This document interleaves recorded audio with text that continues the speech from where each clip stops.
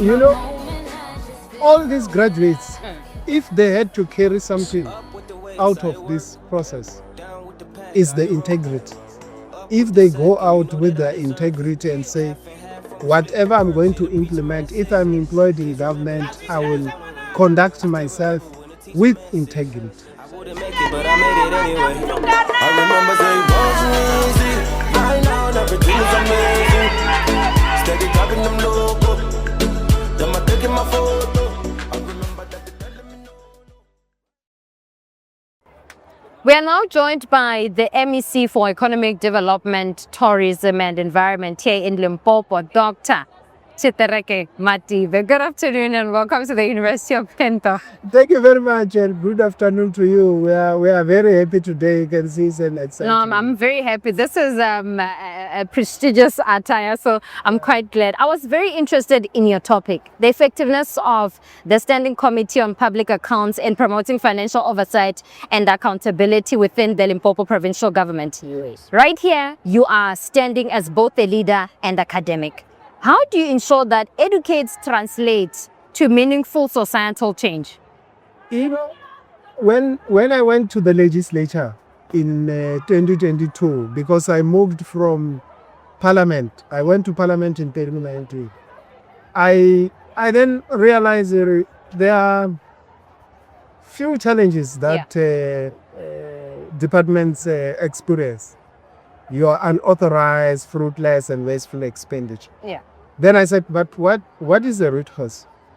What is it that I can contribute to reduce that? I was fortunate that I was then deployed to become a deputy speaker.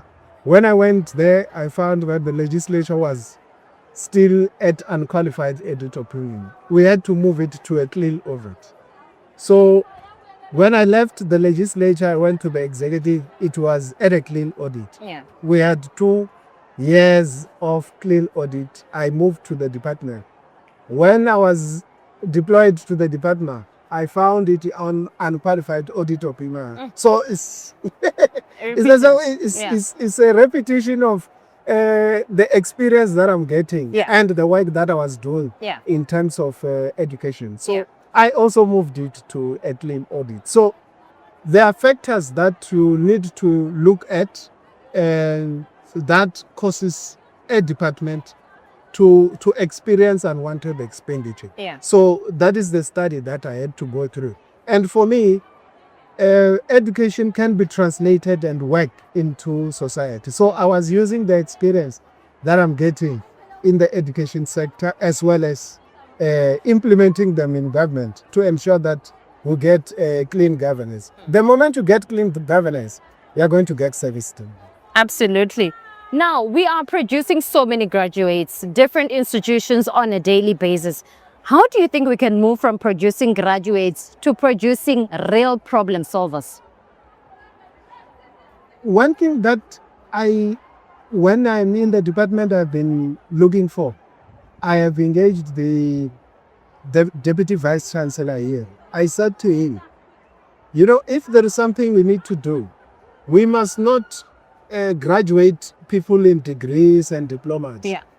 If you are graduating in a degree of law, you must also learn entrepreneurship so that we don't produce job seekers. Yeah.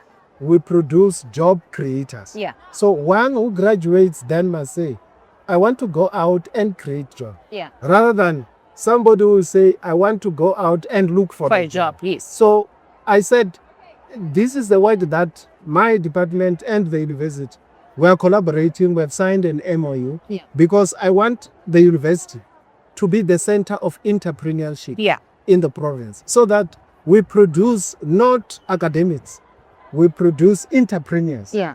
If we produce entrepreneurs, then from our department, we are able to fund them to do entrepreneurship and they create job opportunities for our people. Yeah. That is the only way we can reduce unemployment in our province. Absolutely understandable. Now, with the rise in postgraduate qualifications, today we had over 680.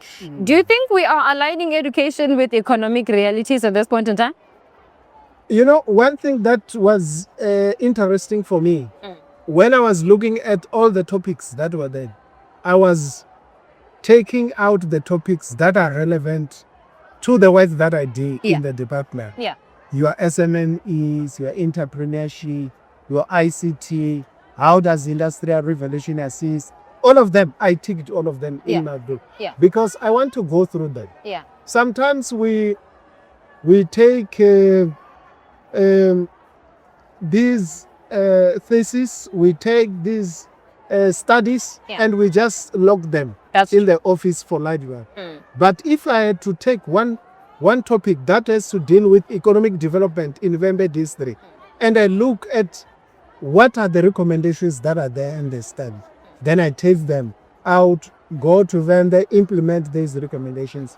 Then we are out and we are sure that all the service delivery challenges we are experiencing, we are able to resolve them. Let's now look at responsibilities that graduates carry. What do you think, or what responsibility rather, do you think graduates actually carry in reshaping governance and, most importantly, public trust? You know, all these graduates, if they had to carry something out of this process, is the integrity. If they go out with the integrity and say, whatever I'm going to implement, if I'm employed in government, I will conduct myself with integrity. That will bring back the trust that our people might have lost a bit, because people lose trust when they see that there is a disjuncture between what public representatives are doing as well as their reality on the ground. Yeah. If they carry out integrity and they work with integrity, I'm telling you, this province is going to change. I always tell the people that Limpopo is South Africa's new economic frontier. This is where things will be happening in the future. If you look at our SEZ, we need to work together with the university to refurbish the Shalima Industrial Park. Yeah. We have got gold mines, we have got 𝐔𝐬𝐡𝐢𝐭𝐞𝐫𝐞𝐤, we've got beautiful natural resources. Here in Vhembe, you have got a gold mine called Fuma. Yeah. There are no more gold mines in South Africa. But if you have it in your province, work it out so that it translates into job opportunities for it. Yeah.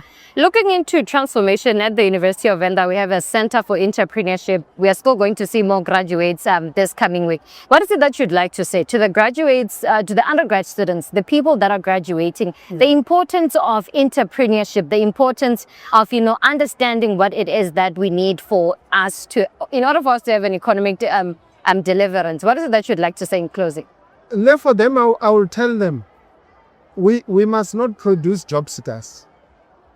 Everyone who is graduating, whenever they are still at the university, they must say, I'm going out there, I will employ 2 or 3 people. You know, we've got a lot of funding as government. Yeah. We've got Transformation Fund. We've got National Empowerment Fund. We've got funding for SMMEs, funding for entrepreneurs. All those funding mechanisms that are there in government, they can get out there and use them and innovate. Yeah. You know what other countries does? I have always been to many other countries, where China and the like. They produce entrepreneurs. When you graduate out of university, don't look for a Z83 firm. Yeah.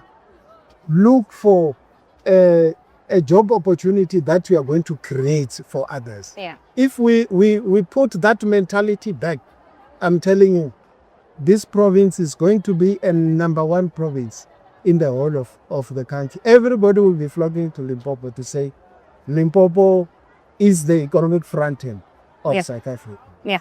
Thank you so much. MEC for Economic Development and Tourism in Limpopo, Dr. Tshitereke Matibe. Thank you very much. Thank you.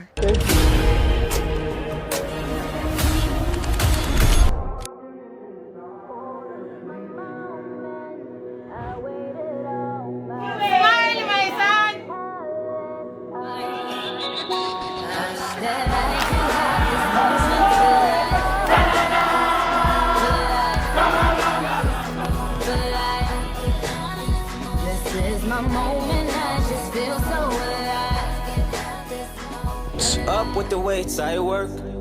Down with the pack, I roll. Up with the sack, and you know that I deserve it. Half and half when we split the perks. Yeah, the preacher man said, please remember that your savior's on the way. I still remember when the teacher man said, I wouldn't make it, but I made it anyway. I remember